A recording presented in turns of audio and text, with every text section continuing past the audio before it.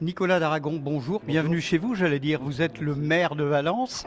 Oui, maire de Valence et surtout vice-président de la région chargé du tourisme et du thermalisme. Donc c'est à ce titre que nous lançons aujourd'hui le baptême de l'Institut de la vigne et du vin avec un nom emblématique, celui d'Antoine de la Chesserie. Alors comment décrypter, Nicolas, cet institut qui existait déjà, l'Institut franco-chinois, et qui maintenant est baptisé? Quelle est sa ligne de conduite? Alors sa ligne de conduite, c'est de travailler à la promotion à l'extérieur de la France des vins français et travailler à la formation de nos amis étrangers qui veulent s'initier à une meilleure connaissance du vin français. En gros, faire aimer le vin français, c'est faire aimer la France, c'est donner envie de venir découvrir ses terroirs. Donc c'est une entrée très haut de gamme, on va dire, de commencer par le vin, et en même temps, c'est une entrée qui devient de plus en plus répandue, puisqu'on sait que le marché du vin, le marché mondial du vin a progressé d'encore plus de 10% sur l'année écoulée. Il a plus que doublé en 10 ans.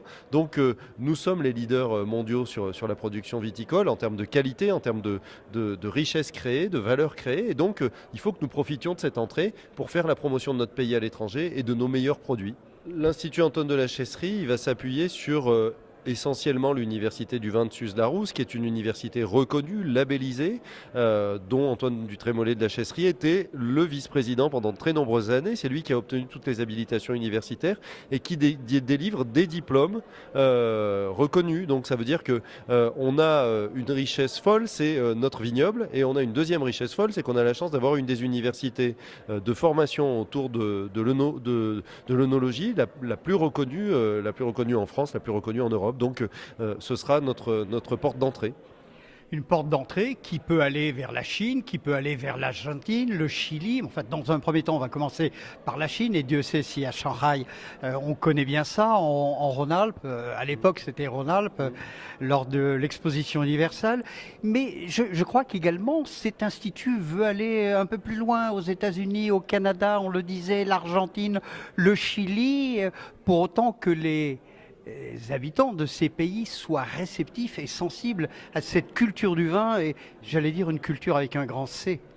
Alors, le premier consommateur en nombre d'hectolitres au monde, c'est les États-Unis. Donc, ça veut dire que les premiers à initier à la qualité des vins français, eh bien, ce sont les Américains qu'il nous faut continuer d'aller voir, en les formant, parce qu'il n'y a pas de meilleure solution que de former les gens à la dégustation d'un vin pour les habituer à n'acheter finalement que ces vins-là, ou en tout cas à les préférer.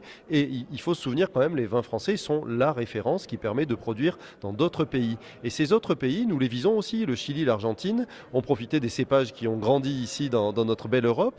Et donc nous allons aussi aller à leur rencontre, Chili, Argentine, Brésil, pour tenter de former toute cette classe moyenne qui commence à consommer du vin, et de préférence du vin rouge, parce que tout le monde a bien compris qu'il y avait des vertus au niveau de la santé à consommer avec modération. Mais C'est Pasteur, non, qui disait ça? C'est Pasteur qui disait ça, mais on peut consommer du vin rouge si on le consomme raisonnablement, régulièrement, et ça a de véritables vertus sur la santé. Et donc ces classes moyennes dans ces pays d'Amérique du Sud l'ont parfaitement compris. Donc nos objectifs sont en effet sur le continent américain, mais aussi sur le continent asiatique.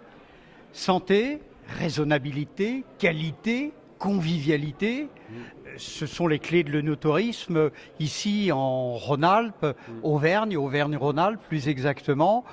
Nicolas d'Aragon, le mot de la fin, FAIM, vous parliez tout à l'heure de gastronomie, d'œnologie, d'œnotourisme. Le mot de la fin, vous avez envie de manger quoi? Vous qui êtes le maire de Valence ici, mais pas que, vous avez envie de manger quoi? Avec quel vin? Alors c'est des ravioles du Royan, parce que j'adore ça, avec sans doute comme fromage du Picodon de Diolfi. Vous m'avez pas ajouté la petite caillette. Un bon dessert de chez Valrhona, et puis je pense dessert chocolat, pour ceux qui ne connaissent pas Valrhona. Et puis sans doute un bon condrieux, voilà, ça serait un repas parfait. Sans doute que un vin blanc de Crozes-Hermitage pour l'apéritif serait bienvenu. Ce serait pas mal aussi. Nicolas d'Aragon, merci. J'allais dire encore une fois, bienvenue chez vous ici à Valence. Mais vous ne cessez d'arpenter les bons endroits, les bons et beaux endroits d'Auvergne-Rhône-Alpes. Et Dieu sait s'il y en a dans le vin comme dans la gastronomie et les produits du terroir, avec tous les hommes qui savent, les professionnels qui savent mettre ces produits en exergue. Merci Nicolas d'Aragon. Merci à vous et on travaille pour le no-tourisme et la gastronomie dans la grande vallée du Rhône. Et on ne fera que vous suivre. Merci.